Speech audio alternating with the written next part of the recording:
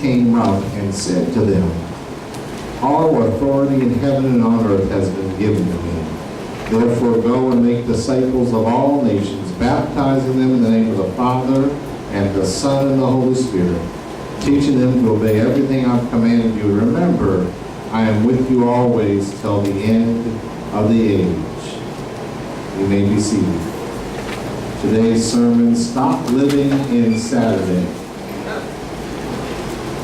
You know, we're in probably one of the most powerful holiday seasons for the Christian church.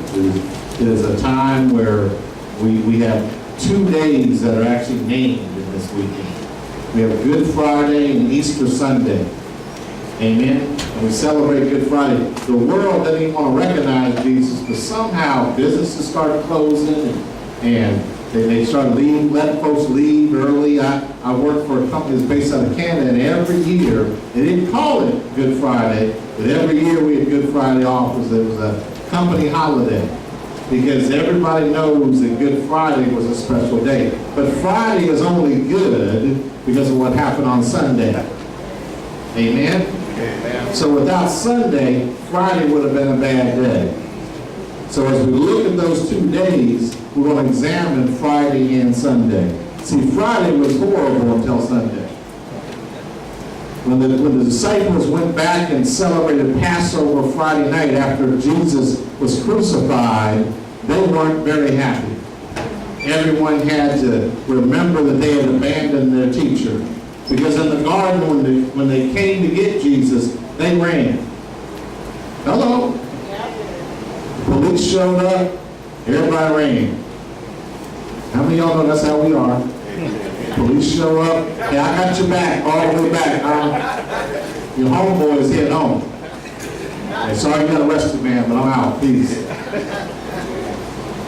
And when he went through the trial, some of them were there watching, but one of them denied that even knew who he was. Said, may God strike me dead if I know who he is. Jesus heard him say it. How many of y'all had friends stab you, shoot your face in your back? Folks that you thought was your ride and die folks. That's how they say it now. That's my ride and die person. Okay, yeah. Sometimes they ride with you, but they ain't gonna die with you. And all but one, when he got to the cross, was not there. John stayed long enough for Jesus to say, take care of my mother. But they left him and abandoned him. And that night, Friday night, when they had Passover with the families, they probably were all thinking about it. How many of y'all done folks wrong and then you got down and sit and think about it later and realized, ooh, man, I sure don't do that person right. Man, look what all Jesus did for me. He healed my mother, healed this, man, miracles.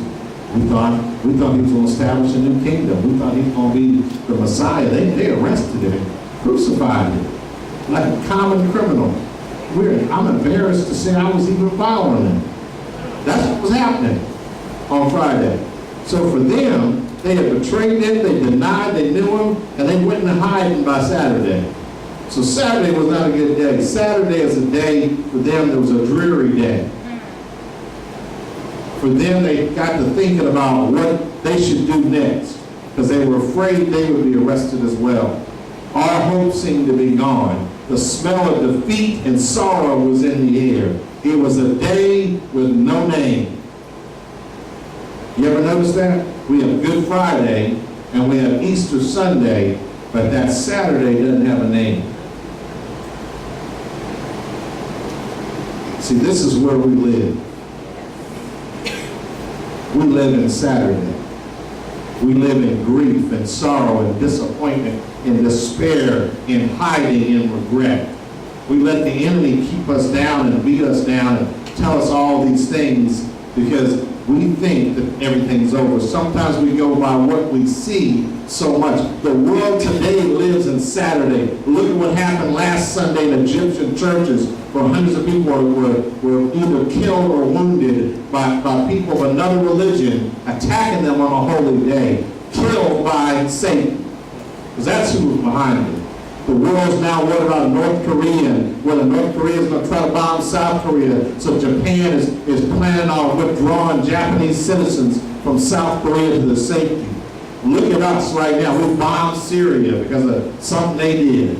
You know, let give a message to somebody else probably of how powerful we are. Our country is still divided by race, political party, and economic standing. We live in Saturday.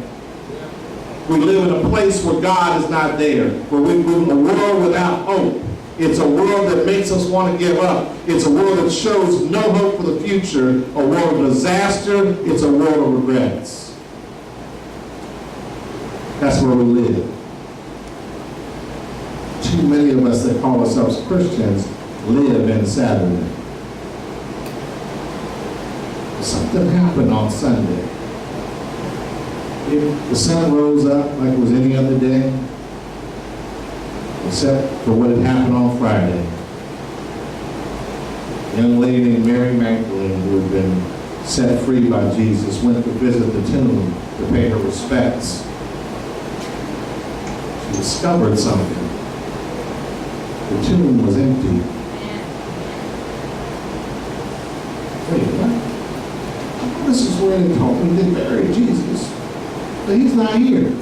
So she went back to the disciples and said, hey, his body is not there. Now mind you, Jesus had told them already what was going to happen. But they didn't believe it. That's why they ran.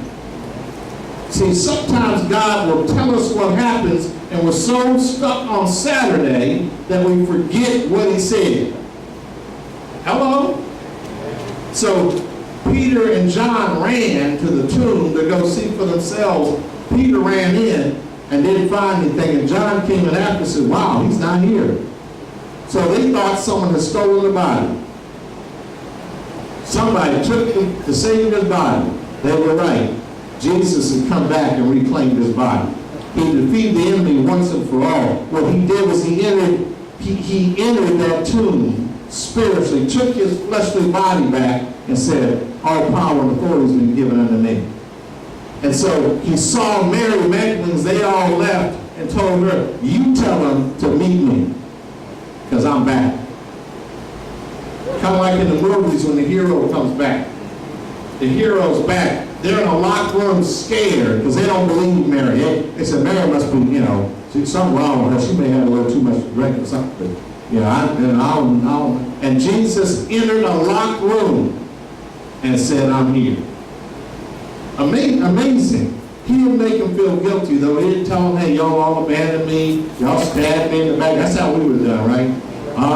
What y'all think y'all doing? They were left you out all hanging. He didn't do any of that because that was part of the plan.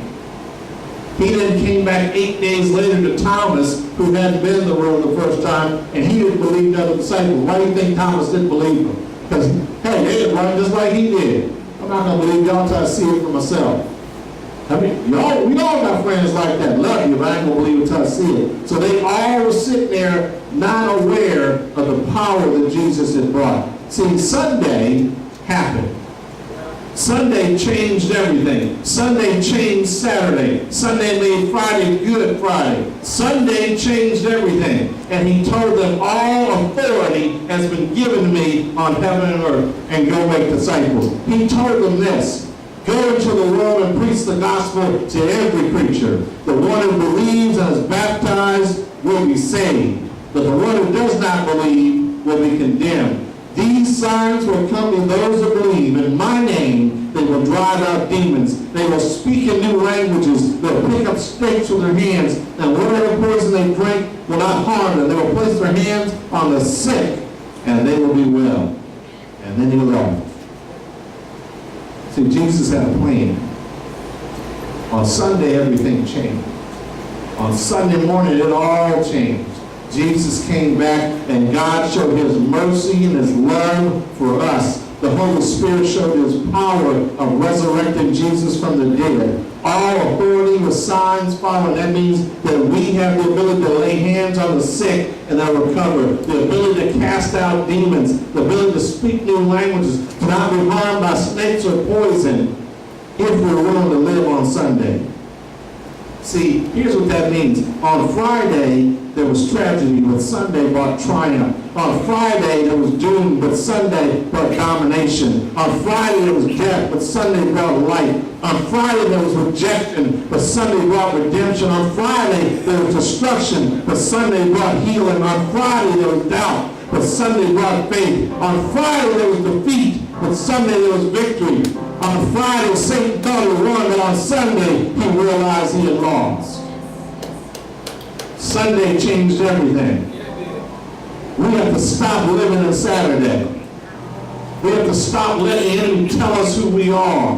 We have to stop letting the enemy tell us that we can't have and what we can't do. On Sunday, God changed everything. We've got to start living in Sunday, in resurrection power, in Holy Ghost power, understanding who we are and whose we are. Stop believing what they keep telling you about who you are. Stop believing about where you came from. God doesn't care you were born in Gonzales. Jesus came from Nazareth. He was kind of like Gonzales, a little town nobody thought nothing of. Hello? But look what he was able to do. Look what he did with the Holy Spirit's power. And he said it belongs to us. We have to start living in Sunday. We have to start living in victory. We have to start living in Holy Ghost power. Stop living in Saturday. Stop being in Saturday. Whatever you used to be, whatever you used to do, doesn't matter what the enemy said, let it die on the cross on Friday so you can rise on Sunday. When Jesus died on Sunday, he took your sin to the cross. He took everything you've ever done to the cross and nailed it there with him. And our job is to let it die there. Hello? That's what happens when you turn your life over to Jesus. That means you die on Friday, and on Sunday, you raise a new person. Brand new with the power and authority of Jesus Christ. Brand new, able to move forward in what God says you do. Come to Jesus and be resurrected.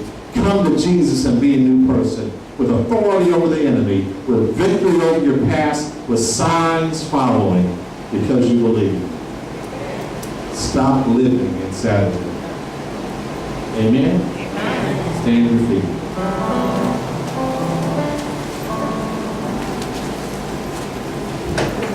There with that crucified, my Lord.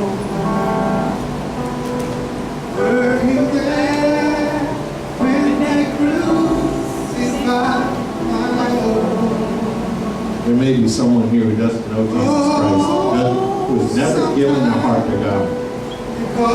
We're going to pray a prayer together. And if you've never given Jesus your life, I want you to pray the prayer with us.